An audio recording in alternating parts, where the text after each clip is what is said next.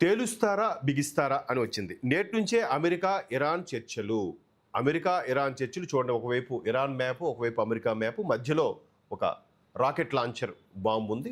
పైన పావురం బొమ్మతో శాంతి చర్చలు అనేది చాలా చక్కగా వేశారు ఇక్కడ. ఒకసారి చూద్దాం. అనుమానాలు, అపోహలు, అస్పష్ట ప్రకటన నేపథ్యంలో పశ్చిమాసియా యుద్ధంపై అమెరికా ఇరాన్ మధ్య తొలిసారి చర్చలకు రంగం సిద్ధమైంది.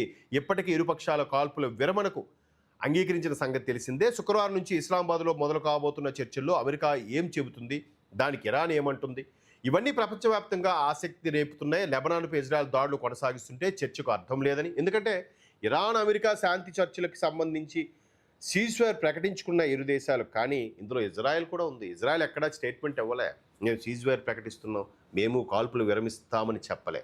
అందుకే ఇజ్రాయెల్ తన వైపు ఒక అటాక్స్ చేస్తుంది.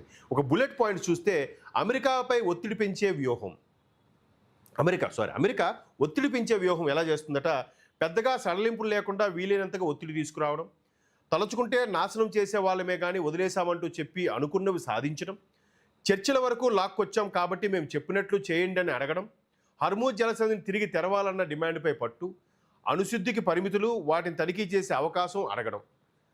అణుశుద్ధి అంటే అణు కర్మాగారాలు ఏవైతే ఉన్నాయో న్యూక్లియర్కి సంబంధించి ఆ యురేనియం ఏదైతే ఉందో యురేనియం శుద్ధి కర్మాగారాలకు మాత్రం పెర్మిషన్ ఇవ్వరట, న్యూక్లియర్కి పెర్మిషన్ ఇస్తారు.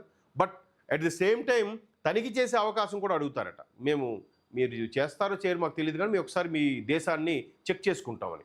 ఈ అమెరికా ఇప్పుడు ఇలాగే ఉంటుంది. తర్వాత ఎక్కువ సమయం ఇవ్వకుండా తేల్చి చెప్పాలని భీష్మించి కూర్చోవడం, తర్వాత పాల్గొనేది ఎవరెవరు. అయితే ఇరాను తన వంతు అణువంతు పట్టు. ఇరాన్ ఏం పెడుతుందంట, ఒత్తిళ్లకు తలాగుబోమని స్పష్టం చేసింది.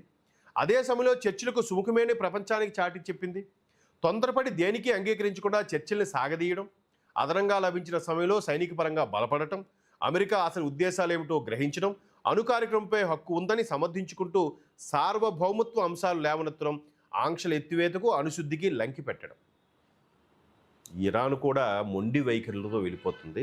అమెరికా కూడా ఏదో ఇరాక్ లాగా లేదంటే ఇది గడాఫీ ఇది వాడిలాగా ఏదో చేసుకుందామని అనుకుంది, కానీ ఇక్కడ మొండిగా తయారయ్యాడు వాడు. అంటే సగం చచ్చిన శవంలా తయారాడు. వాడిని పూర్తిగా చంపలేరు, అలాగని పూడ్చిపెట్టలేరు, అలాంటి పరిస్థితిలో వచ్చేసింది. సో ఈ నేపథ్యంలో పూర్తి స్థాయిలో ఒక మొండిగా తయారైంది. చర్చలు సఫలమైతే ఈరోజు అంటే శుక్రవారం రోజు ఇస్లామాబాద్లో సఫలమైతే బాగుంటుంది, లేకపోతే ఎలా ఉంటుందో చెప్పలేం.